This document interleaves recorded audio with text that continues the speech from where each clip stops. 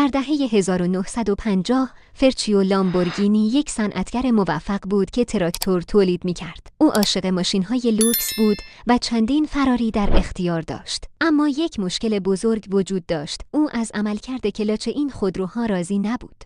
یک روز لامبورگینی شخصاً به انزوی فرارید، بنیانگذار شرکت فرارید، مراجعه کرد و پیشنهاد داد که میتواند کلاچ خودروهای او را بهبود بخشد. اما انزوی فراری با غرور پاسخ داد: تو یک تراکتورساز هستی، چیزی از ماشین‌های اسپورت نمیدانی.